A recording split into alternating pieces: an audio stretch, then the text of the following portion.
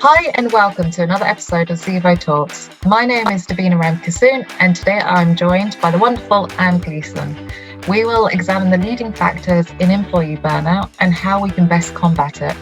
We'll also have a look at how remote workers and office-based workers' needs differ and how employees can start looking at addressing both needs. So, hi Anne. Hi Davina, how are you? Good, how are you? Good, not too bad. Glad to be here. Oh, great to have the session on burnout. I think it's really timely. For sure, absolutely. I think that it's something that a lot of us are reading about, experiencing, hearing about from other people. And I think it's so useful to be aware of what it looks like in the lived experience. Do you know what I mean? So that we can kind of identify these ways of looking after ourselves. Definitely, because there is this perception that if you're burnt out from work, you just can't handle the work, or there's something wrong with you because everyone else seems to be, coping with everything, doing splendidly, still hitting targets, performance metrics. And I guess with the remote work thrown in, it's harder to see the days when people are going, I don't have a clue what I'm doing here. I can't handle this. There's too much to do.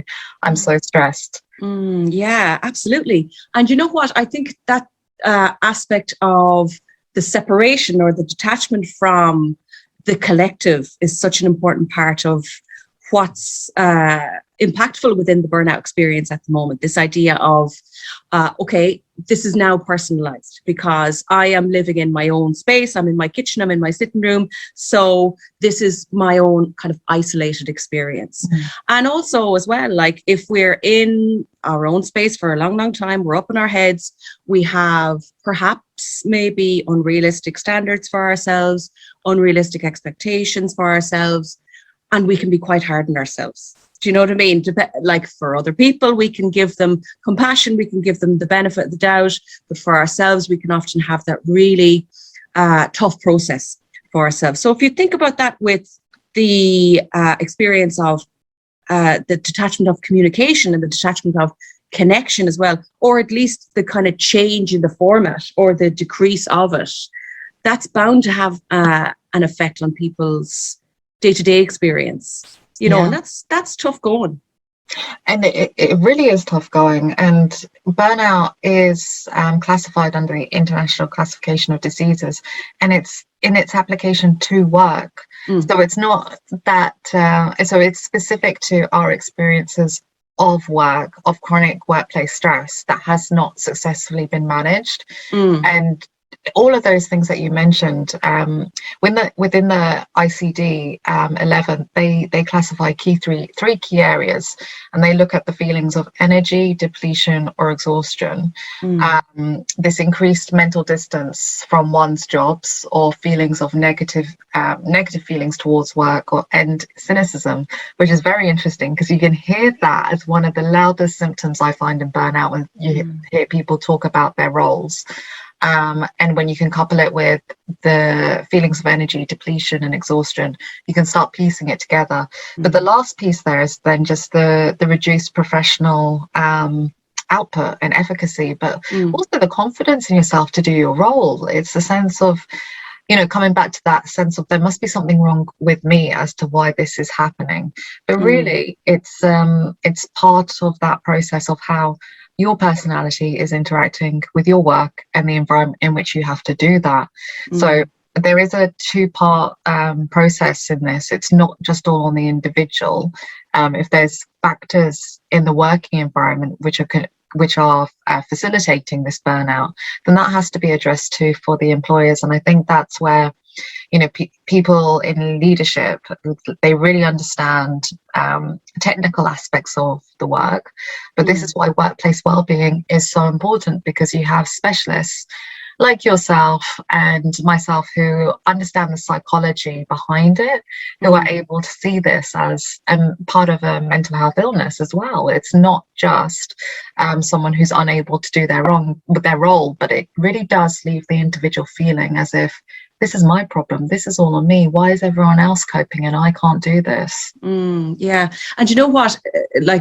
I'm so glad that you kind of worked through that definition in a really detailed way, because there is always that aspect of the definition that sticks out for me, where I'm kind of going, hang on a minute now. But it's this idea of has not been successfully managed. You could look at a statement like that and have that understanding of, okay, well, there are so many factors to this, like you say, the kind of structural factors, the need for other kind of influences and encouragement and input to be there. But it would be a natural tendency for it to become personalized because, you know, and especially in a remote setting, you're the only person that's living this experience. So you are the person that's feeling all of those different things, that cynicism, that lack of motivation, that apathy, all of those things tie into each other and they compound each other as well. But if it's a difficult experience then to kind of either acknowledge or to address if we think, okay, well, this is a me problem, as they say, you know, and it can be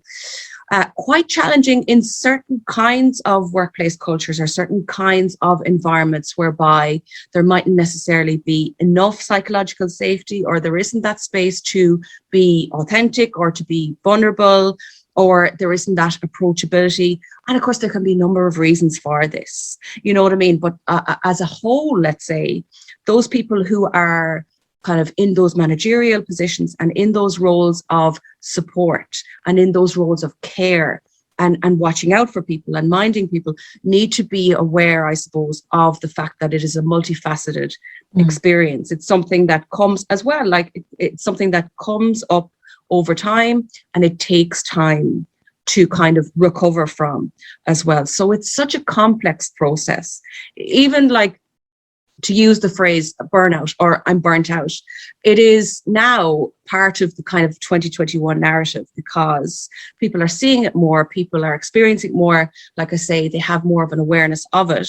So when something becomes like a buzzword or a buzz phrase, it kind of loses that meaning as such. Do you know what I mean?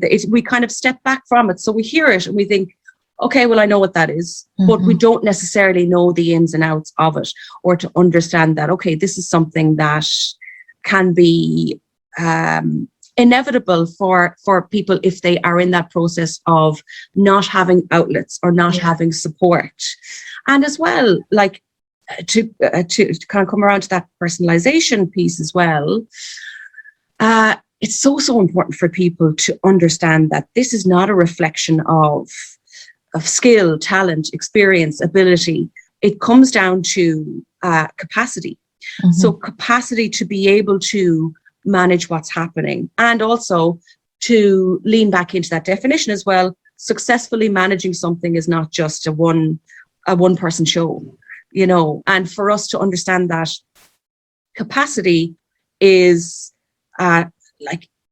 we're stretched so much at the moment because of everything that's happening around. I know I always kind of make jokes in my own work saying, I'm always talking about COVID and all roads lead back to COVID and all that kind of stuff. But really, we can't leave that out. We can't leave out the cumulative effect of working through a global pandemic and the impact of all of the intricacies of that on our capacity, and how that reduced capacity can lead to aspects or symptoms of burnout. And this is something that is naturally widespread. It's global. The clue is in the name, but the idea of it being a collective experience as well shouldn't take away from us having the ability to step into our own space and to say, okay, well, what's happening for me individually from all of these different factors and from all of these different complexities, I suppose. Do you know what I mean? Yeah, you've explained that beautifully. And I think just to touch on one of the points that you said there, it's that a burnout is the not having enough. It's, you know, you've depleted your resources to cope because you've been functioning at such a level because of the environment that required it. And it's just important to note that it's not just stress. Stress is something different. Stress is about too much work, and you know that can obviously impact our physical and mental state. But burnout is, you know, you've endured stress for so long, your capacity to cope and your resources to cope completely outweigh your ability to recover.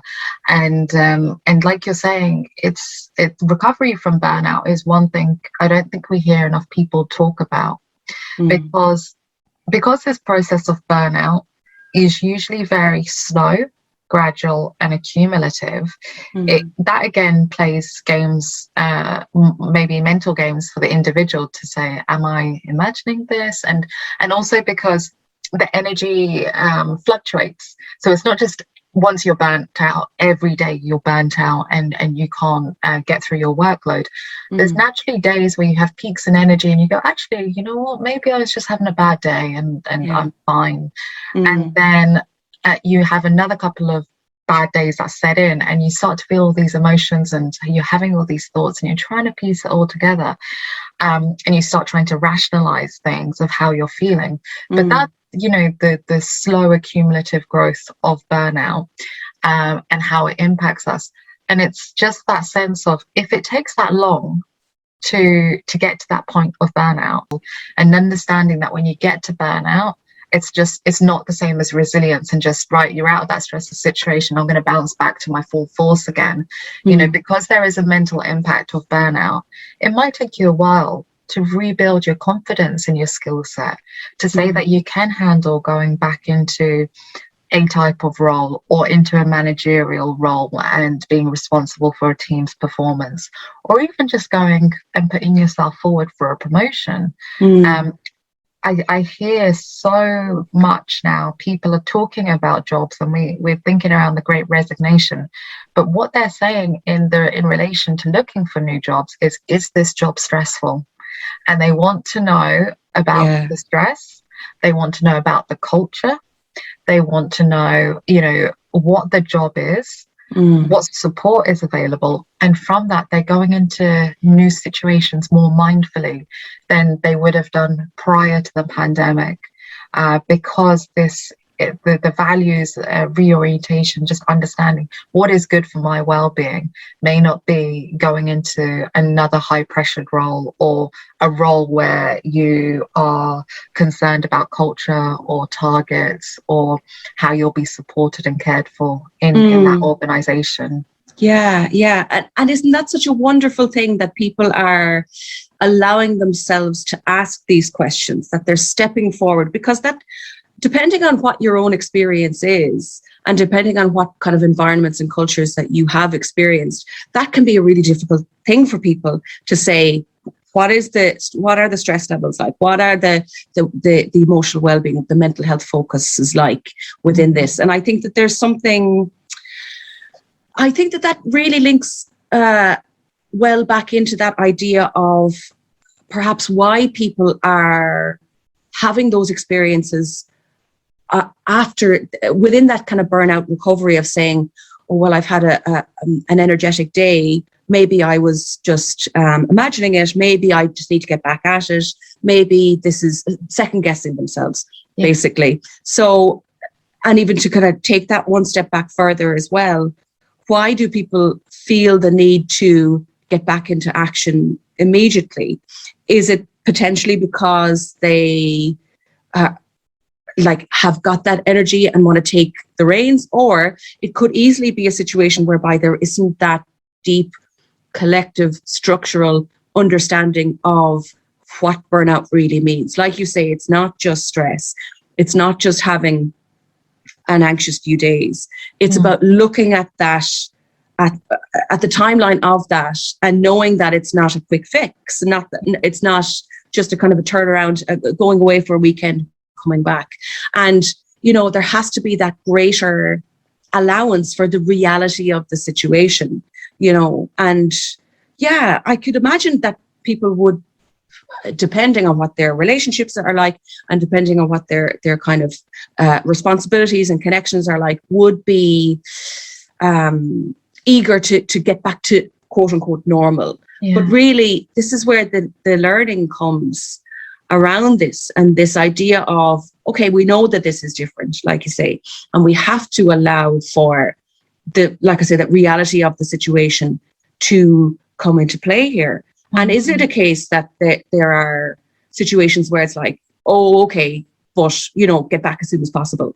Whereas that's not going to solve anything. That's not going to allow you that recovery time. That's not going to allow you to take the rest and do what you need to do in that flow of energy when it's kind of higher and lower some days, that light and shade of the week, where you need to cultivate those reserves, where you need to take those slow periods and you need to take that rest, and you need to build on those reserves, not just kind of a strike while the iron is hot mentality of going, I feel great today, so I'll get back to the way things were before. It's not the case. No, not at all.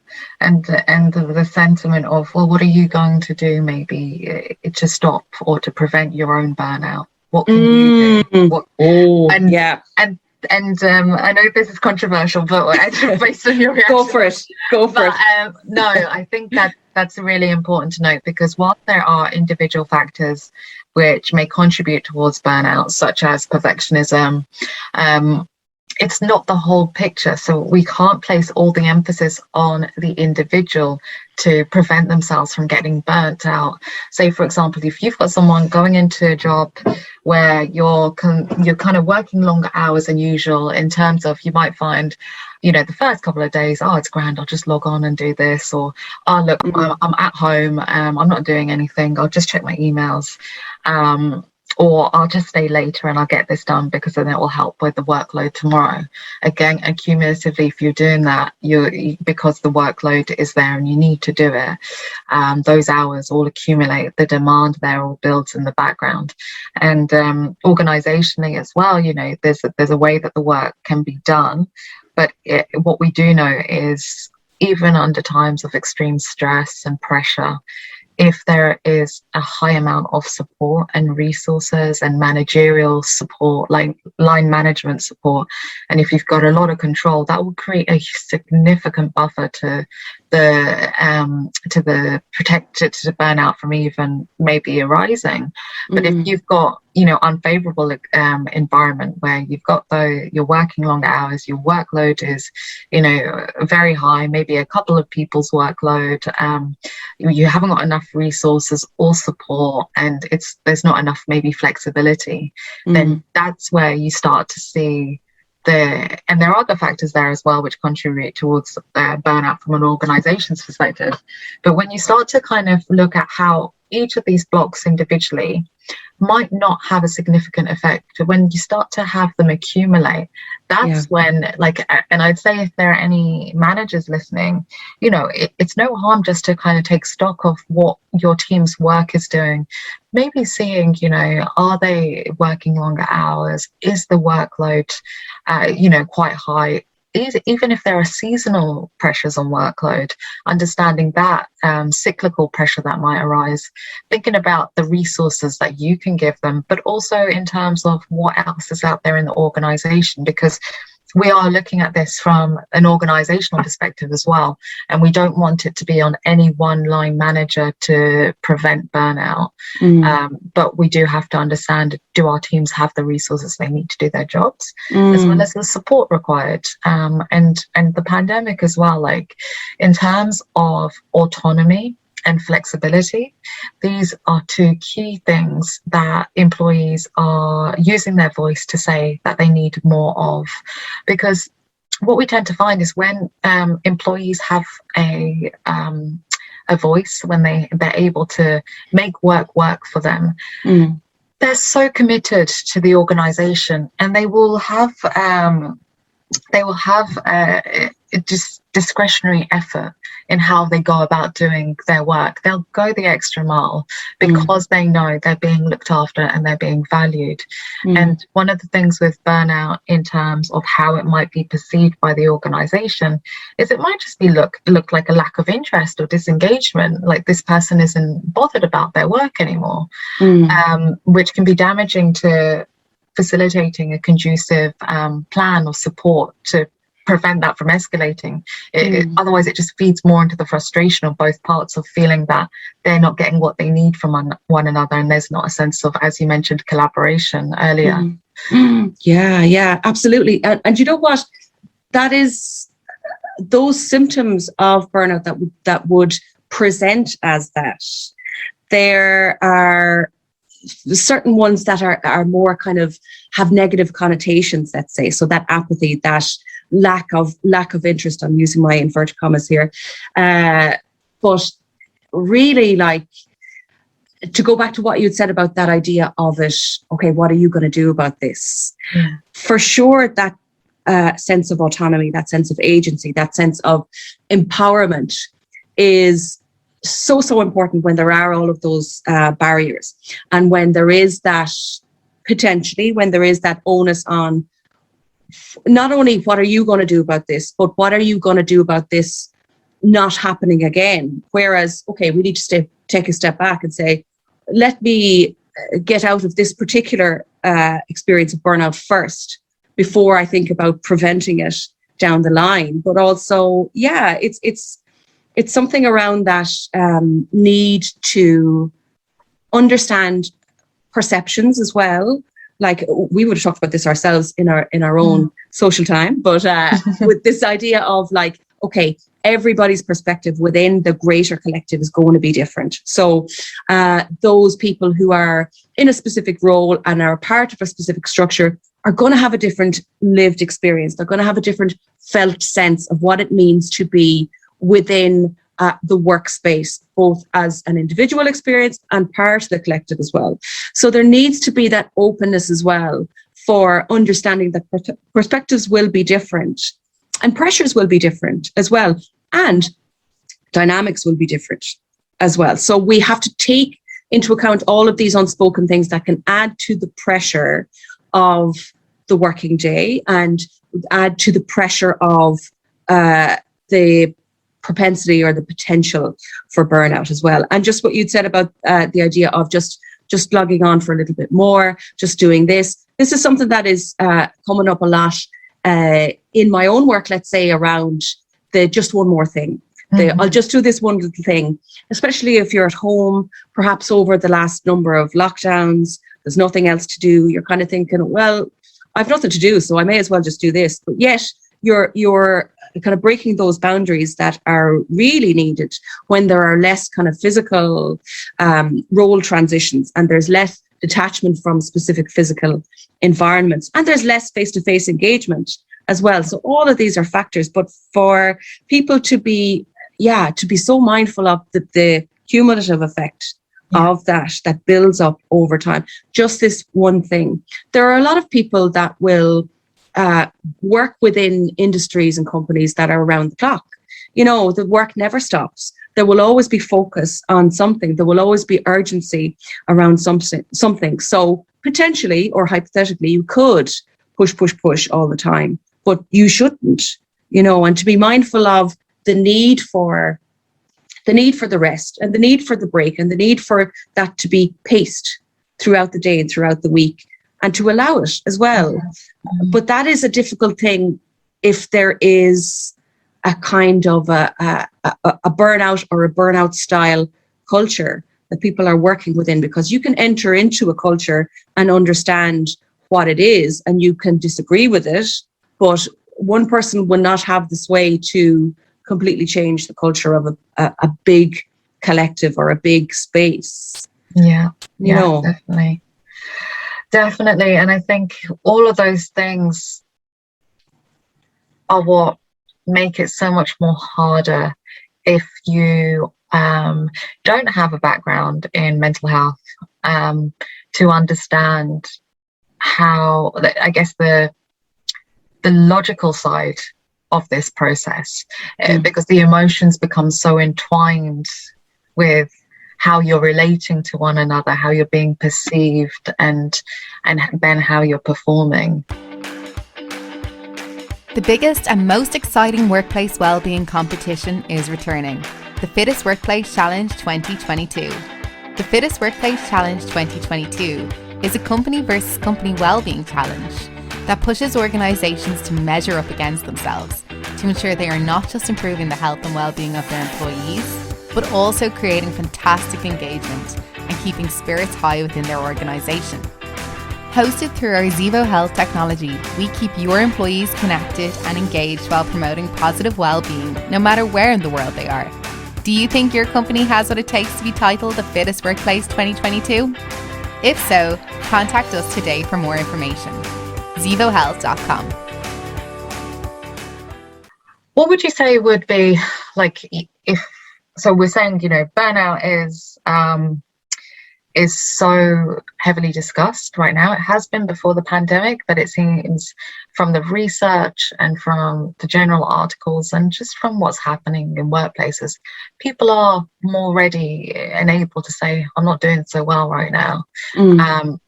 Like, for someone who is feeling that they might have identified with some of the symptoms that we're talking about, or the feelings or the explanations, like, what would you say an employee should do in the first instance? And I'm putting you on the spot here. Oh, listen, I'm ready to go. This is on my mind all the time. Really, it is. It's always kind of going on because it's happening for so much. Yeah. People that I would work with and stuff. And, especially from the therapeutic side. Yeah, for sure. And it's something, do you know what? What really jumps out at me first and foremost is to try and detach yourself from the moral attachment. You know what I mean? I can phrase that better now, but just it's something that you don't need to take on as a personal reflection. It's not something that is a flaw. It's not something that is a shortcoming. It's not something that you need to personalize by saying, okay, this must be because I have failed in some way. This must be because I am not good at my job. And then because these things spiral, don't they? Mm-hmm. Especially when we're in our own space. And like what we had said about capacity, emotional experience would come into that capacity as well. We have less capacity for emotional interactions and experiences as well, or that kind of tolerance around certain situations. So to be mindful of that as well. But first and foremost with that, just to remind yourself and to keep reminding yourself that this is not a reflection of who I am as a person. Yeah. I have full worth, I have full value, and this is something that I have before I do anything, say anything, all of that. So just to be aware of that and aware of those maybe previously held beliefs that we would have kind of had as part of our mindset or part of our experience as well. And it's something that, realistically speaking, it needs to be addressed, whether or not we want to, or whether or not we should be feeling like this, more inverted commas. But there can be a real difference between I'm having a difficult experience versus I should be able to deal with this. I should be able to handle this. You know what I mean? And this is something I always talk about, the shoulds all the time. I love talking about them. I'm like a broken record, aren't I? I just like to drive those key points home. But this idea of, okay, well, what's the reality of the situation? The reality of the situation is that I am impacted. There's lots of different reasons. We have to focus on our greater context. Aside from a natural tendency to think, okay, well, it must be my fault. What do I do? And what we tend to do in that is become harder and harder on ourselves. No, if we can have that space for clear communication with somebody that we trust, that we feel comfortable with within that workplace setting, while keeping that constant reminder that, okay, this is something that is affecting me because of lots of different reasons. This is something that is affecting me, and I deserve to get the kind of consideration and the kind of support that is needed in a situation like this. You know what I'm saying? So if you have a manager or a mentor or somebody like that, to reach out and to describe the experience while also trying to keep it as non-judgmental as possible, and trying not to get in there with the apologies. I'm sorry about this. I'm sorry about this. Look, nobody wants to experience burnout. It's the worst. Okay. So nobody wants to be in that position because it is so difficult. And if we put that kind of need to apologize on top of it, then that's more pressure. So allowing yourself to say, okay, can I look at this as a situation that needs to be dealt with outside of the kind of personalization of it? Same way, let's say if you got a project in work or you had something to do, you think, okay, let's think about this. What do I need to do to sort it out? What do I need to do to get on top of it? What do I need to do to help myself within this situation? And if you are that kind of practically minded, or you can link in with somebody who is practically minded, while also allowing yourself to have that very real, very valid emotional experience around the difficulty of burnout, then you're providing yourself with that kind of structural support, I suppose. And you know what? If you are in a position and you're having that conversation with the manager and you're saying that I am in this position, I'm having this experience, you're allowing them to understand what it's like from your perspective. And it could easily be the case that it's not just you in a situation like this, because the experience of burnout comes from lots of different factors. It could very well mean that other people are experiencing those different factors, because it's not just you. So by flagging this, you're doing your manager and you're doing your workplace a real kindness, a service there, by saying, this is the reality of the situation here. Let's be mindful of this. Let's focus on this in the right way, in the supportive way, in the kind of realistic way as well. 100%. No. Yeah. Such good tips there. I think as we I think the only thing that I would maybe complement that with is, again, like acting on the service part. You know, usually we go to companies because we believe in the product or the service that they're delivering, which means we've already committed on an emotional level, on some level, in some regard, to this company. We believe in the leadership. We're proud of the work that we do and that the company does in most circumstances. So from that perspective, then as well, if you're burnt out and you're thinking, workload is not being managed appropriately, that's a short conversation just to start with your manager, just to say, can we look at my workload? Can we look at prioritizing tasks? And can we, agree what might not be possible in the long run, given the time associated to each task, or, just how they might feed into other departments and tasks, and how there might be delays naturally along the way somewhere. So I think that conversation around workload is important to have. It indirectly gives the individual a bit of control over the situation as well.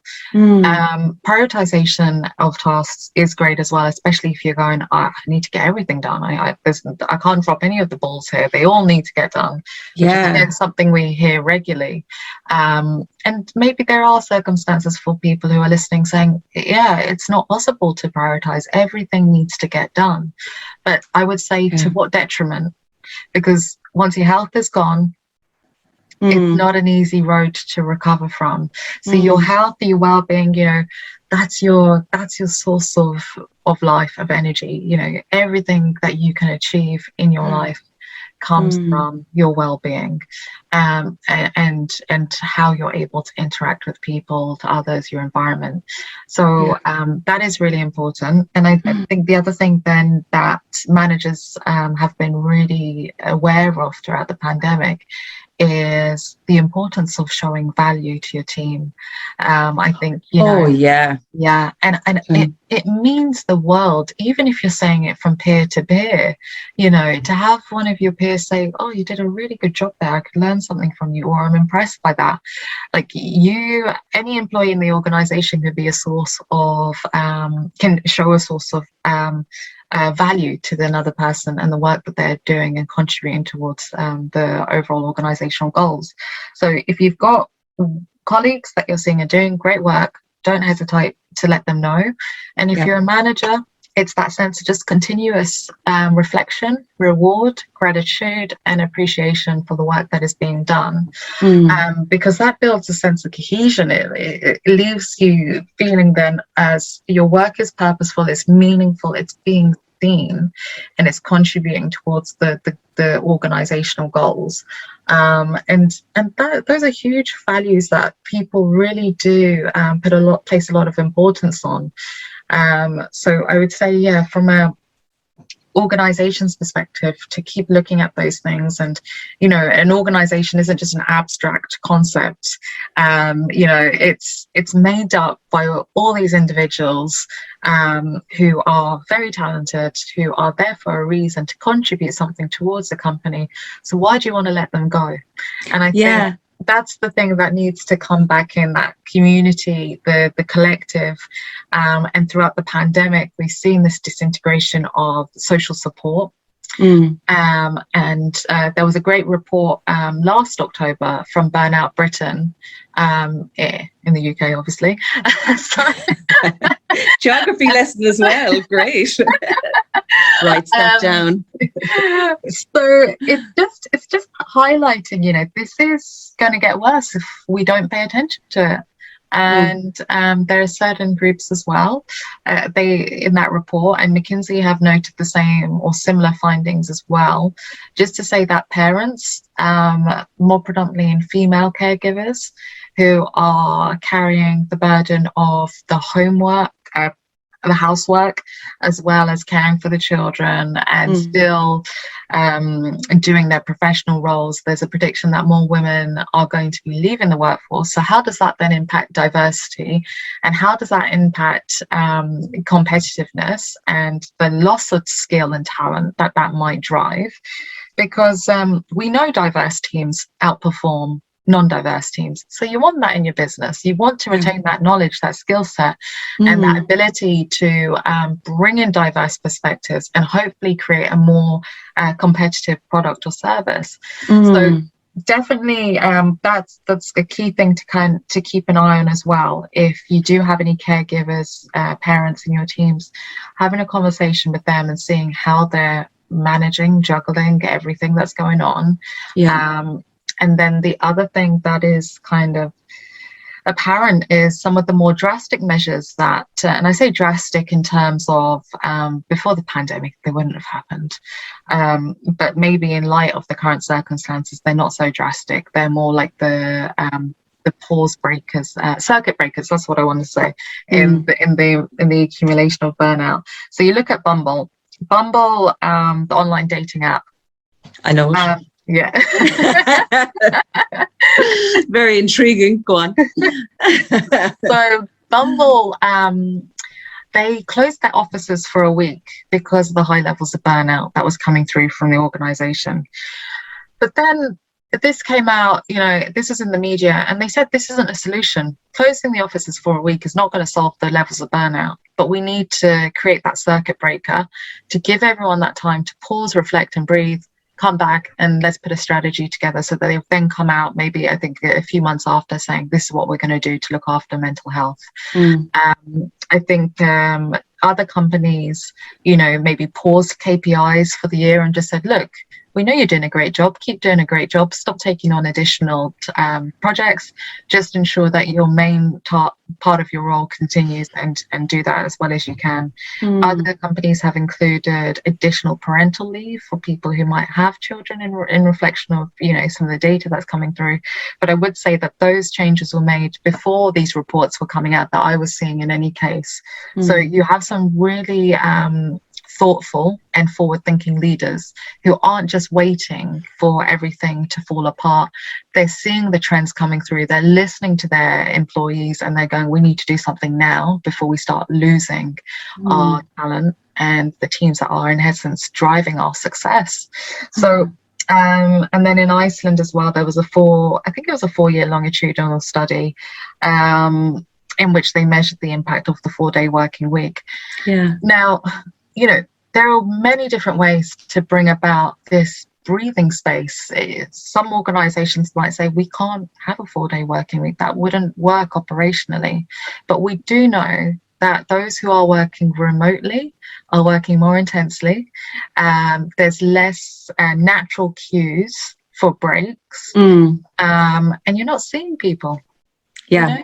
That social support element gone. And we're all trying to replicate that as best as we can online, but it's not the same as being with your colleagues in person. Definitely not. No, not the same. And I think that there is the great thing about those kind of movements or those processes is that there's a realistic output, or there's a realistic outlook on those things. And there is this idea of, okay, it's not reactionary. It can't be. And also there is, like you say, around the kind of circuit breaker, there is the realistic viewpoint as well around that, okay, we know that this isn't a fix-all situation, but it is and needs to be part of a bigger kind of system or a bigger plan, you know, to have that. And realistically speaking,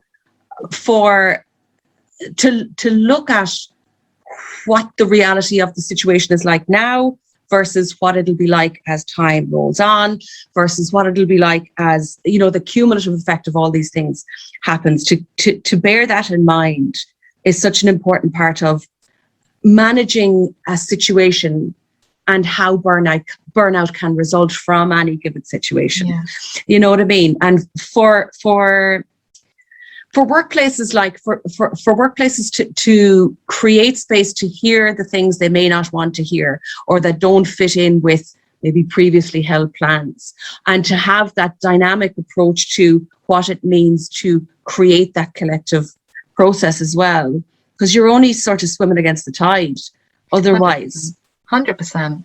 And I guess just not to get defensive in that process as well. Totally. Yeah, exactly. And this idea of, well, this is the way we've always done this. Yes, but we haven't lived throughout a global pandemic where so many people have had to work remotely and have been away from their loved ones and their family and are connecting through screens where there's audio delays, there's visual delays, there isn't like eye-to-eye contact, and there's all of these different factors that comes into that space that feels real but is not the same. So we're not getting the same payoff that we get from a face-to-face situation. So all of these things seem like small things, but they're not small things. They all have an impact, and they all have that cumulative impact as well. So to be mindful of all of that stuff and to say, okay, this is not the greatest situation that we find ourselves in, but can we go with it? Can we move with it? Can we move accordingly? Mm-hmm. You know? Yeah, and I think the only other things to note then is, like, we are talking a lot about the pandemic and remote work, but burnout didn't just crop up in response to the pandemic. Burnout has been here before the pandemic, when we were all 100% on site or in the office. So I think, you know, the signs and symptoms still look the same, but they're harder to spot remotely. And the support all is still the same as well when you're thinking about your employees being in the office. The only thing that might be easier is that if you are in the office, maybe on the same day as your manager is, they'll see it much more quickly. They'll pick up on the changes, and they will know the work and how it's been coming through, and, you know, where the pressures are. So the visibility on it might be easier. Yeah. But you have to, there might be some level of upskilling there for a manager to be able to understand that this isn't just a behavioral issue in terms of disengagement, maybe if they're only seeing some behavioral changes. It's really having the skills to have the conversation, open conversation, and to be able to say, are you okay? I've noticed maybe you're not behaving in the same way as you would normally. You know, you're coming into work late and you're withdrawing from the team. You're not having lunch with us, or you're not contributing as much as you used to. You're quiet a lot in the team meetings. Is there something that I can support you with? Or is there something, you know, we can talk about and just see what's happening? And that does take a lot of, a number of things. Confidence for a manager to be able to open up those conversations, because they can be scary in the beginning if you're not used to working in that way. You might feel like you'll make things worse, or you're treading into personal territory that you as a manager have no right to enter into. But it's also the sense of, well, what do I do with this next after someone said there might be a problem? What now? Yeah. And you know what, as well, from the, let's say, the employee's perspective as well, there needs to be that, and we've definitely spoke about this before, but there needs to be that distinction between if I talk to you about this, if I open up myself to you, if I if I am vulnerable with you, this can't have an effect, or it shouldn't have an effect on my my role. This can't have a knock-on effect. Does that make sense? So there may be those kind of reservations around saying, okay, well, if I say I'm struggling, will this have an effect on my ability to go for a promotion or go for a raise or to keep my space or anything like that, or to show my ability? Yes, 100%. You know what I mean? Yeah. 100%. And I think just noting the next piece that I was going to mention from a very professional and personal viewpoint is we have half a team of therapists and counselors and psychologists who are in many ways on the front line providing emotional support to a client load. And we've this is well documented in the media now, this importance of recognizing therapist burnout as we go through this parallel process. And therapists will be living the same situation, but providing support on an emotional level to their clients who are experiencing similar or distressing events. Pandemic or non-pandemic related, life still continues to throw up these challenges that we do need to look outside of ourselves for a little bit of additional support from a mental health professional.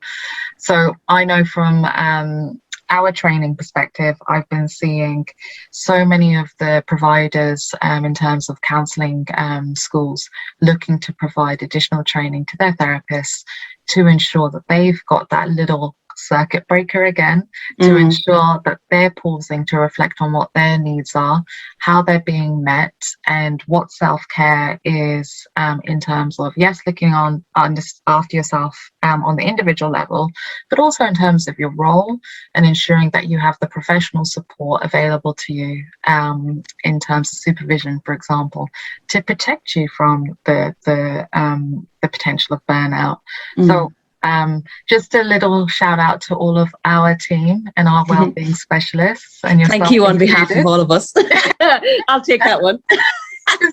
are doing a very meaningful role in a very challenging time. So I think I have to say that definitely to recognize and acknowledge our own internal teams. So what you're saying is I get a half day now, Davina, is it? I just go straight out the door now at lunchtime. Thank you very much. Thank you. No, to be serious though, absolutely fair in that sense of anybody who's in a profession like myself, psychotherapy, or anybody that's in a kind of a caring profession, any kind of a profession, needs support, because outside of your role and outside of what you do as part of your work, you're also a human as well. And you're also living within that tighter capacity the same way as anybody else. And there might be those people, let's say, that have that feeling of, oh, well, I do this all the time, I should, and I can speak personally on that. I am devil for that, where I would say, well, I talk to people about this all the time. Surely I should know what to do when I get into difficulties or challenges or anything like that. So then you're cutting yourself off the path because you're thinking, well, I must be useless, or maybe that's just my train of thought. But it's a thing whereby, okay, well, your own experience of taking care of yourself is outside of your role, whatever that role is, and that support system needs to be there. So whatever shape that takes for yourself, long term, has to be there. You know what I mean? Yeah, you're not immune to it, regardless of whatever role you do. And I think what I've been seeing from the British Psychological Society, there have been so many more psychologists speaking up and saying, mental health, I suffer from mental health illness, and this is how I still do my, not still do my job. This is how I am able to do my job, and this is the support I get to do it. Because I wanted to just reframe that, because there are times when people's mental health illness is so significant and severe that it's not possible. And again, there's no weakness there in not being able to do it. It's an illness. You need to have the care, the treatment, to be able to recover from it. So I think I'd just say, like, if you have any form of counselling available to you, check it out if you feel you need it, whether it's your employee assistance program or you've got friends in your group who are psychotherapists, and I'm sure everyone comes to you free therapy. And would you just about this? Yeah, stop ringing me, Davina, will you? But yeah, just the sense of you don't always need to have the answer. You don't need to, people aren't necessarily looking for a solution. Sometimes they just want to get out of their head all of the things that they're thinking and feeling, and just help unravel it in a very safe space. So if you've got a good friend or a manager or someone who you feel comfortable speaking to, if it's not a mental health professional, that's a great first start. And if you do feel you need counselling and therapy, it's might be one of the best things that you might try, just to take just to help unravel what you might be experiencing and build some skills from the time that you have with a trained professional. Yeah. And you know what, like that point about there not needing to be or there not being a solution is a great one, because we often feel like we have to, with the kind of the fixers of us or the minders of us, feel like we need to, okay, I'll sort this out by getting to a solution. But you're absolutely right. There are spaces or potential spaces in your world where you can just say, I'm having an awful time, or I feel cranky today, or I feel quite sad, or I feel quite anxious, or whatever it is. You don't need to find a solution for that, and just getting over it. I know that I sound like a broken record with that, because I'm always bringing that up as a pet peeve of mine when people are like, just get over it. But sometimes to have that space to open up, to hear yourself talking about what's happening for you in your head and in your heart, that's so powerful. It really is. I know that as a psychotherapist, I'm biased because talk therapy is my vibe, but it is so useful and so helpful and so powerful, especially if you are in a position when you haven't had a lot of communication, or you haven't had a lot of face-to-face communication. If you are at home, if you are remote, if you're living by yourself or anything like that, just to speak up and to just say, this is all I need to do in this space, not to go, I need to figure this out, or I need to find that solution, like you say, or anything like that. Just do it. Yeah. No. Yeah. Do it if you want to. If you want to. No pressure. No pressure. You have agency. Oh, Anne, it's been great speaking with you today on such an important topic. Thank you so much for everything that you've raised here today. And we really hope that if there is anyone listening and they're feeling the pinch of burnout, or they're struggling or trying to understand what they're feeling, then please do reach out to someone. As I said, if you have an employee assistance program with counsellors available to you, or you have someone in your network or a manager, or if there is a counsellor that you feel you can, maybe that's something you can start up, then please do those things. We don't want anyone experiencing this and suffering in silence. Thank you for listening to another episode of Zevo Talks. As we discussed, burnout is very much real. It's here, and it really requires a whole systems approach to supporting the prevention and the recovery of it. So we really look forward to welcoming you back to another episode of Zevo Talks. Thanks, everyone.